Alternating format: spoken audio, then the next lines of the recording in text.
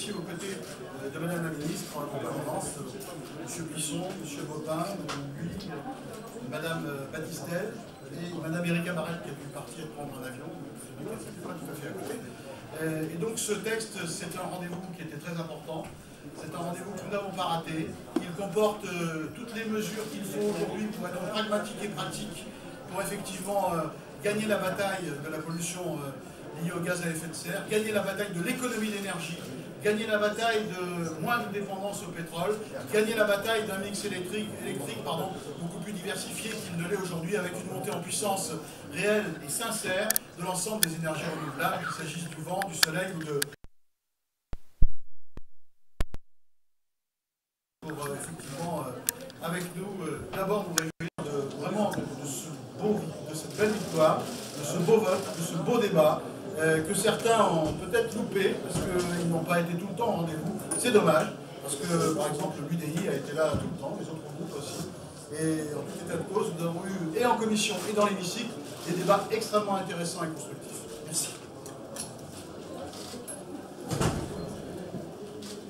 Je dois dire que nous venons de vivre un moment parlementaire et politique très important, parce qu'à un moment où les Français souvent critiquent leurs responsables politiques en se demandant s'ils servent encore à quelque chose ou s'ils sont efficaces, moi j'ai pu vous dire, pour avoir travaillé ces centaines d'heures avec les parlementaires, j'ai pu vous dire que les parlementaires sont au travail. C'est souvent une tâche ingrate, parce qu'on ne voit pas quand on siège la nuit, quand on fait de multiples auditions.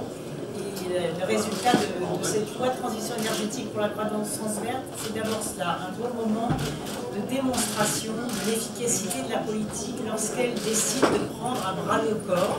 Et c'est la décision que j'ai prise dès ma nomination à la tête de ce ministère, c'est de prendre à bras le corps le projet de loi de la transition énergétique pour l'appeler transition énergétique et croissance verte. Ça a été ma première décision parce que le combat que nous menons, c'est d'abord un combat pour l'emploi et c'est la démonstration que l'on peut réconcilier la croissance, la protection de l'environnement et le social et le progrès social.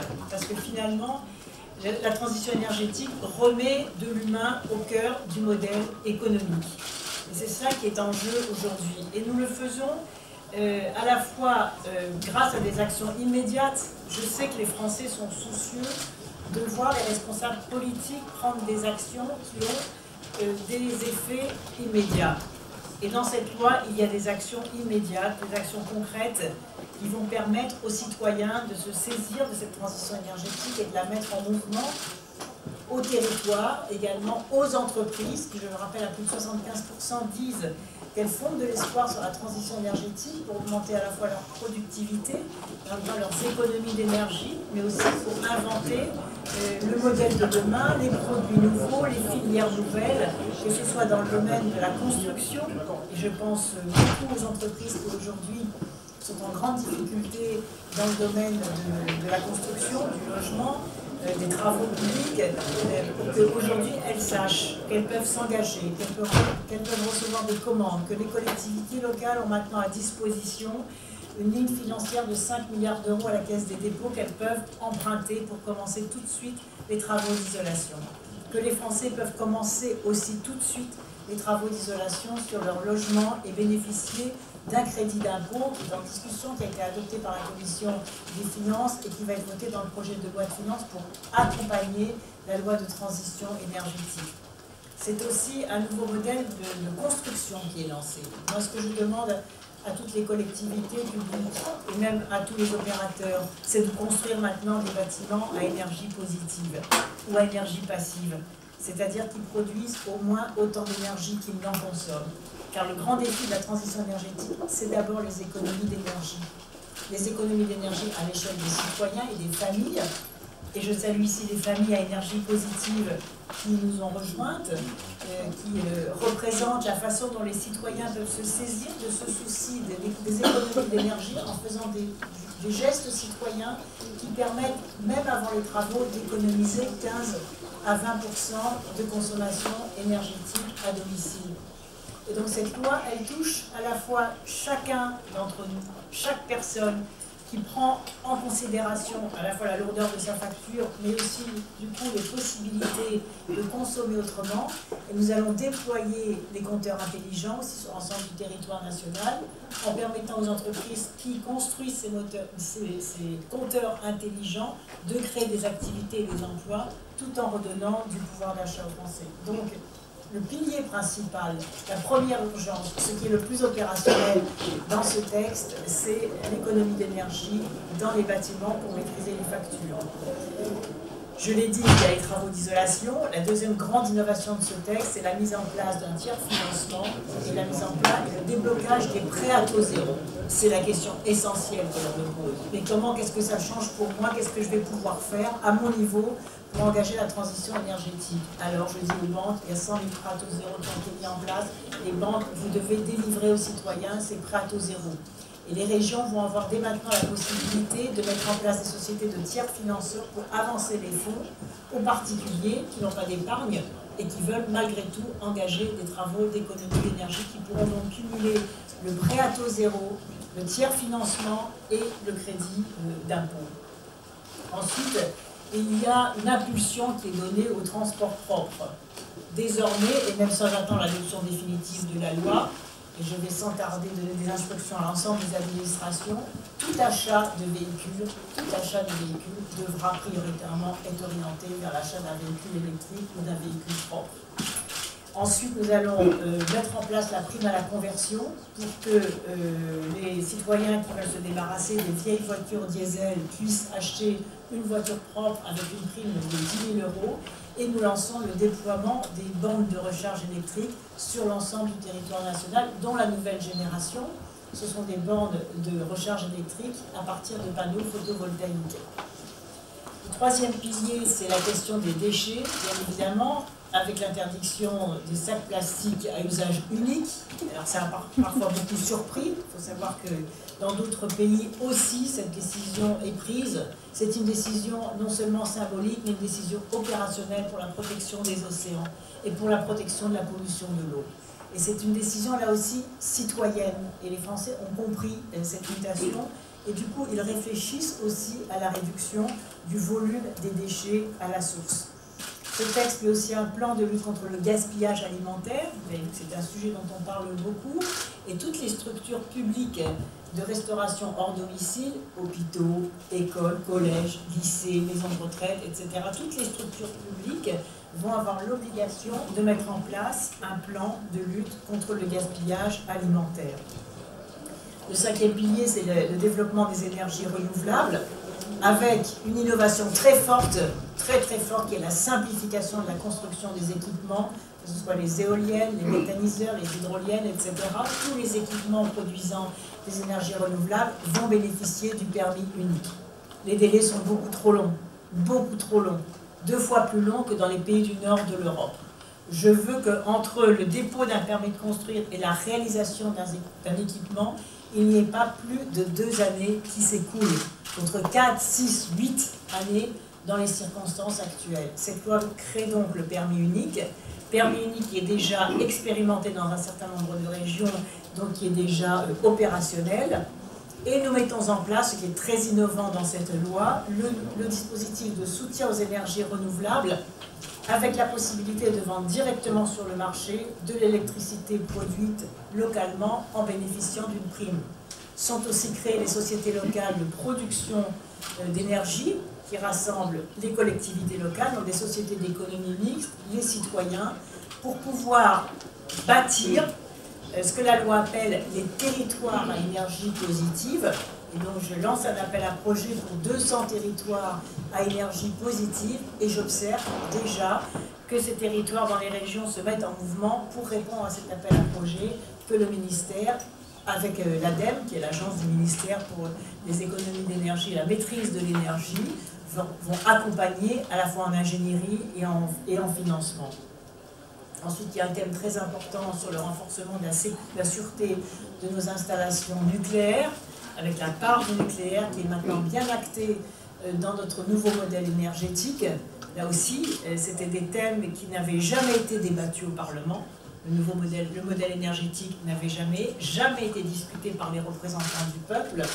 Aujourd'hui, il y a de la transparence, de la visibilité à distance et en même temps des décisions opérationnelles, puisque avec la programmation pluriannuelle de l'énergie dans le cadre de ce mix énergétique qui est maintenant encadré par la loi, à la fois les entreprises vont avoir de la visibilité, donc vont pouvoir investir et innover, et le Parlement pourra régulièrement contrôler l'application de ce mix énergétique qui va permettre la montée en puissance de l'efficacité énergétique, dont les objectifs sont fixés, la montée en puissance des énergies renouvelables et la maîtrise de la prolongation des centrales et de la part du nucléaire dans la production. Enfin, dans ce texte, il y a toute une série de décisions de simplification, de raccourcissement des délais de recours, de simplification des procédures, afin que les appels à projets puissent monter rapidement en puissance. Il y a 3 grands appels à projets qui sont lancés aujourd'hui, dont je vous donnerai prochainement les résultats.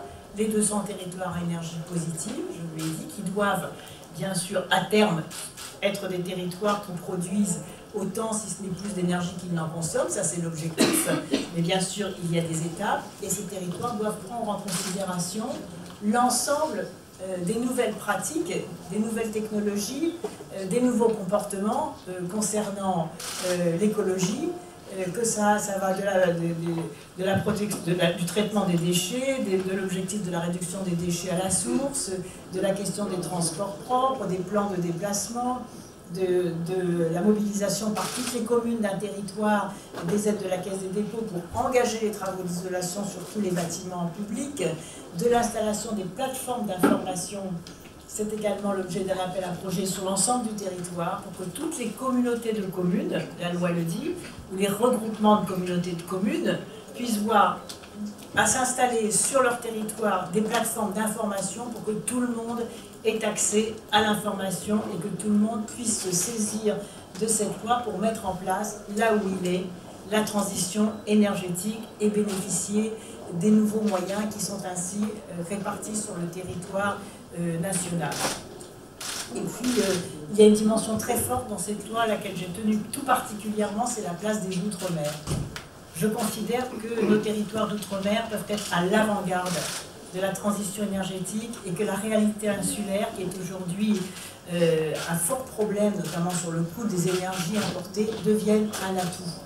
Il y a tout dans les outre-mer pour réussir la transition énergétique et je veux que ces territoires rattrapent leur retard, qu'on leur donne les moyens d'utiliser l'éolien, le solaire, la géothermie, l'énergie thermique des mers, comme j'ai vu sur place dans ces territoires, pour qu'ils accèdent à l'autonomie énergétique.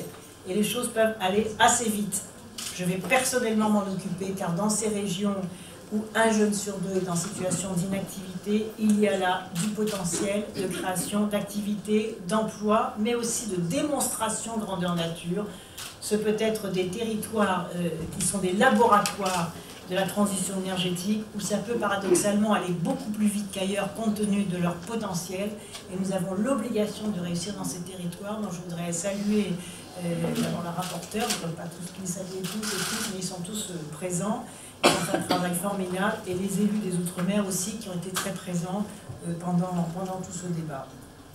Enfin, il va y avoir la mise en place d'une stratégie bas carbone, bien évidemment, qui va, et ça sera le mot, je finirai par là, qui va permettre à la France de venir en position de force lors des conseils européens de la fin du mois d'octobre. Parce que la France, qui était souvent en retrait, en recul sur la question du climat et de la transition énergétique, est là à l'offensive. Et nous avions la responsabilité d'être à l'offensive. Nous avions la responsabilité d'être à l'offensive, d'être exemplaires, et le directeur de l'énergie de la Commission a souligné que la loi française, telle qu'elle vient d'être votée en première lecture à l'Assemblée, bien sûr il va falloir qu'elle passe au Sénat, mais déjà c'est un acte extrêmement fort, puisque c'est la majorité actuellement responsabilité qui a adopté ce texte. La France va donc venir en position de force, mais de force positive, pour entraîner ses partenaires, afin que nous soyons à la hauteur du défi climatique. Et comme le disait Ban Ki-moon à New York, c'est à l'Europe de faire d'être exemplaire et de faire le premier pas. Sinon, au sommet climat, il y a un risque d'échec comme à celui de Copenhague, où l'Europe n'avait pas été capable, avant Copenhague, de se mettre d'accord sur des orientations claires et fermes. Les négociations en cours se passent dans de bonnes conditions. Les perspectives qui sont d'ailleurs fixées par la loi sur la réduction de 40% des émissions de gaz à effet de serre en 2030, sur la part de la production des énergies renouvelables et sur les objectifs d'efficacité énergétique sont actuellement des hypothèses sur lesquelles les positions des différents pays européens sont en train de progresser. C'est donc un moment très important parce qu'il va définir à la fois le contenu de Lima, du sommet de la planète à Lima, et bien évidemment de la climat de 2015, où cette dynamique-là sur la transition énergétique est aussi le signal que je voulais absolument que l'on puisse donner pour asseoir la crédibilité de la France pour recevoir le sommet de Paris Climat en décembre 2015 et surtout pour lui donner la capacité de faire une œuvre de rapprochement, de convergence, de synthèse entre des modèles énergétiques très disparates à l'échelle planétaire. Et pourtant, malgré ces différences de modèles énergétiques, nous devons absolument faire émerger un accord global au niveau planétaire pour permettre d'abord aux pays les plus en retard et les plus pauvres, qui sont les premiers à souffrir du réchauffement climatique, avec les millions de déportés climatiques que cela implique, et donc la menace aussi sur la sécurité planétaire, qu'ils puissent avoir accès aux nouvelles technologies, et notamment aux nouvelles technologies de l'énergie solaire. C'est quelque chose de très important. Et un nouvel équilibre nord-sud qui peut asseoir un développement économique, je pense en particulier à l'Afrique, pour sortir de ces problèmes économiques et pour l'orienter vers du développement durable, créateur d'activités, d'emplois et de paix, c'est aussi un enjeu dont la France est parfaitement consciente. Et donc c'est aussi en donnant l'exemple sur son territoire que nous pourrons être respectés et que nous pourrons soutenir et conduire des négociations internationales que j'espère victorieuses. Voilà tout l'enjeu de ce texte. Et c'est parce que nous avons été bien conscients de ces enjeux, à la fois les enjeux immédiats de création d'activités et d'emploi, je le répète, dans les métiers du bâtiment, où j'attends un décollage des recrutements grâce à une montée en puissance des carnets de commandes, et que ça va des artisans aux entreprises moyennes jusqu'aux grands groupes. Il est très important que les entreprises se mettent en mouvement et reçoivent les commandes tant des collectivités publiques que des entreprises que des particuliers. Donc c'est en étant bien conscient à la fois de ces exigences au plus près de nous et en même temps rattachés à l'enjeu planétaire. Nous étions bien conscients de tous ces enjeux, que nous avons mené ce travail, que le gouvernement a mené ce travail en partenariat, en co-construction avec les parlementaires et les rapporteurs ici présents. Je tiens une nouvelle fois à saluer pour la qualité de leur travail, et François Brottes en particulier, le président de la commission spéciale, parce que je pense que sans eux, ce texte n'existerait pas. C'est un travail énorme. Nous avons eu 2000 amendements, nous avons siégé jour et nuit sans discontinuer. Je voudrais remercier aussi les présidents de séance, en particulier Marc Le Fur, le dernier président de séance qui reste toute la nuit, qui, bien qu'étant d'étiquette UMP, a fait un travail remarquable pour, vous voyez, a fait un travail remarquable pour vraiment accélérer le processus, et tout en ayant jusqu'au bout un débat aussi de très grande qualité, tout à fait passionnant. Vous savez, autour de l'énergie, beaucoup de choses se jouent, c'est un enjeu crucial, l'énergie. L'énergie, c'est la vie. Sans énergie, il n'y a pas de vie. C'est vous dire à quel point l'ensemble des sujets autour de la question énergétique sont majeurs.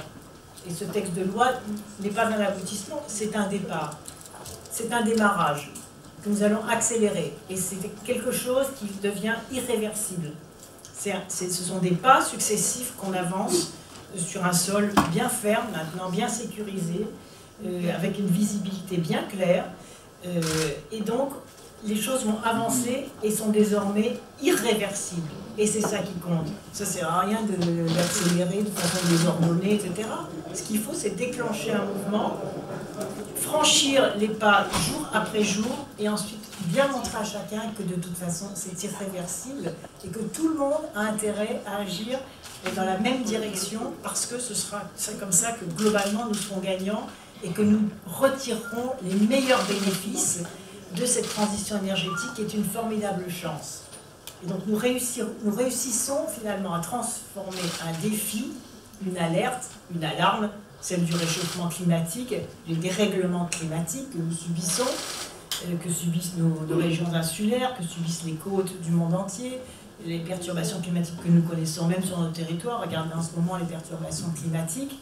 Donc au lieu de nous inquiéter et de nous alarmer sur ces sujets-là sans rien faire, nous transformons cette alarme en espoir, en chance, puisque nous devons modifier les modes de comportement, les modes de production, les modes de déplacement pour émettre moins de gaz à effet de serre, et donc pour lutter contre le réchauffement climatique et les dérèglements climatiques. Alors on en fait une chance et une opportunité pour redonner un vrai sens au développement durable. Voilà, je vous remercie de votre attention.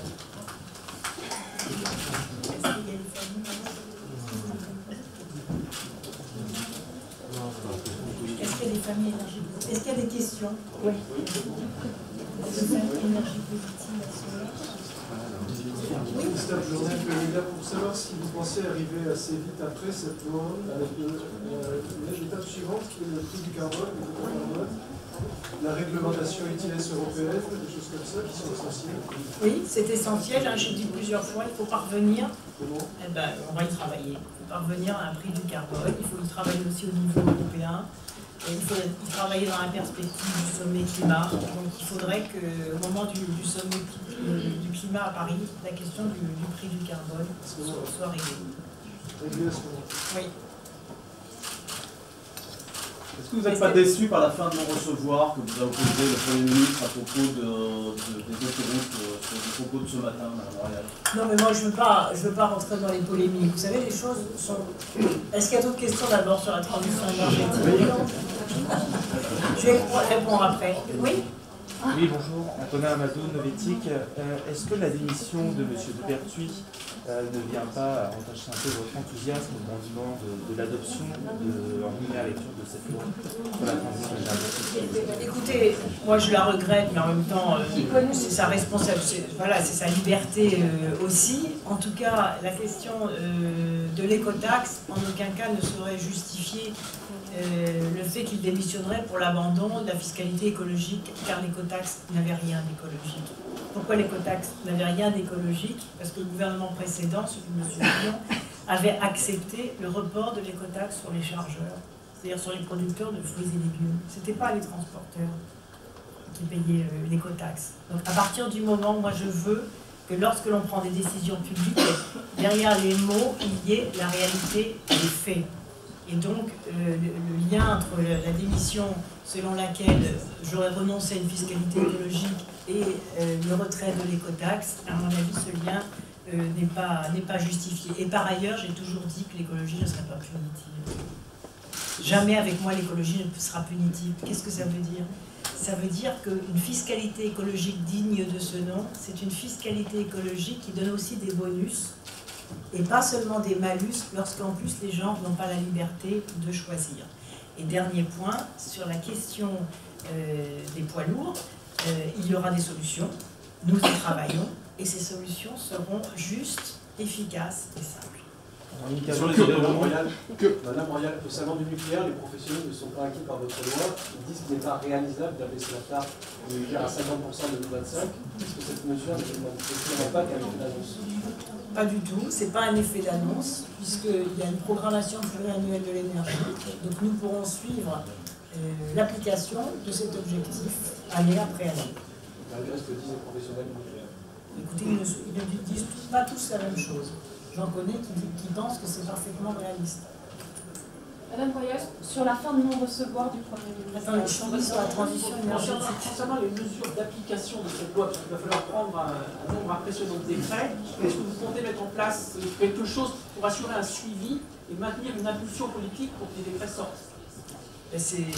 Oui, je vais donner cette impulsion politique. Est-ce que vous avez mis en place quelque J'en chose? profite d'ailleurs pour remercier mes équipes qui ont aussi formidablement Est-ce qu'un comité bien travaillé dans le ministère pour finaliser ce texte de loi. Est-ce qu'il y aura un comité avec des délais précis, On a déjà commencé à y travailler et je crois même pour la première fois, les rapporteurs suivront. Je crois que pour la première fois de l'histoire du mois, j'ai même déposé en séance le projet de décret correspondant au tiers financeur, comme je m'y étais engagée, et les ordonnances sont déjà rédigées. Et maintenant, vous avez tout à fait raison, il faut être très vigilant sur les textes d'application. J'ajoute qu'un certain nombre de dispositifs de cette loi sont applicables sans décret, sans texte d'application, d'une part, et que d'autre part, les mesures financières d'accompagnement sont également déjà mises en place, comme les prêts de la Banque publique d'investissement pour les entreprises, comme les 100 000 prêts à taux zéro par les banques, comme la ligne de 5 milliards d'euros pour les collectivités locales qui vont engager les travaux sur les bâtiments publics, et comme le crédit d'impôt qui est en train d'être voté dans le projet de loi de finances. Madame Royal, vous dites que cette loi sur la transition énergétique tourne une page, incarne un tournant. Est-ce que pour incarner ce changement, la transition énergétique, il n'est pas temps d'incarner un changement à la tête d'EDF? Vous savez que le conseil d'administration arrive dans 2 jours. Est-ce que vous êtes favorable à un renouvellement de la direction d'EDF? Je l'ai déjà dit, ce type de questions ne se règle pas sur la place publique. Ce type de décisions se prennent dans l'intérêt général. Elles seront prises comme c'était prévu pour jeudi.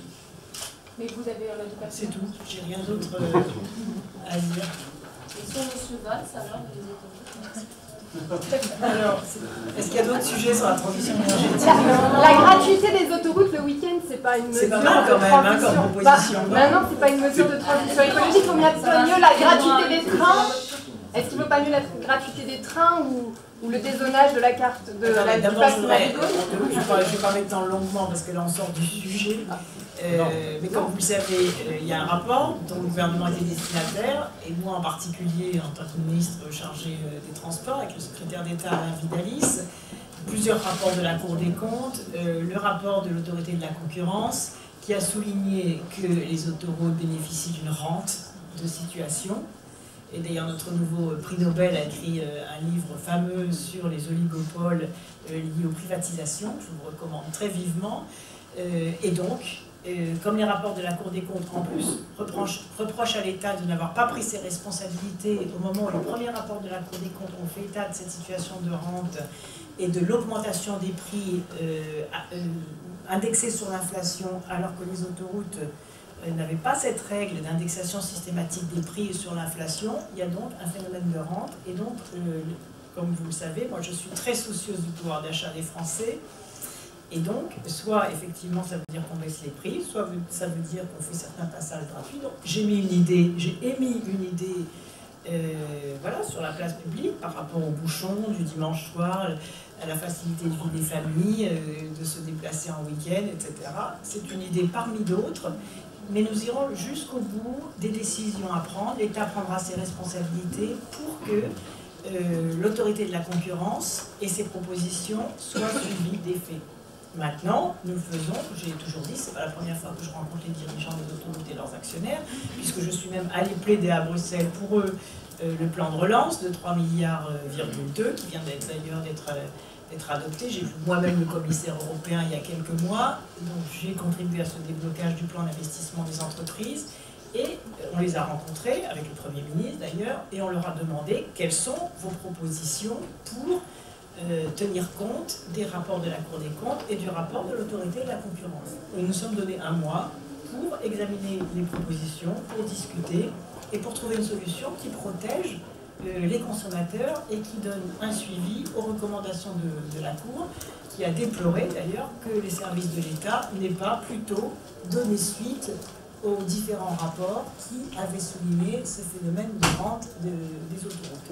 Donc voilà, les choses se font enfin en toute transparence. Il n'y a pas de sujet qui ne trouve pas de solution intelligente et je suis certaine que l'on va trouver des solutions intelligentes pour pouvoir prélever de façon amiable, je l'espère, les moyens de relancer les travaux d'infrastructure et notamment de signer les contrats de plan pour que, là aussi, des carnets de commandes se remplissent dans les entreprises des travaux publics qui, par ailleurs, sont actionnaires des autoroutes.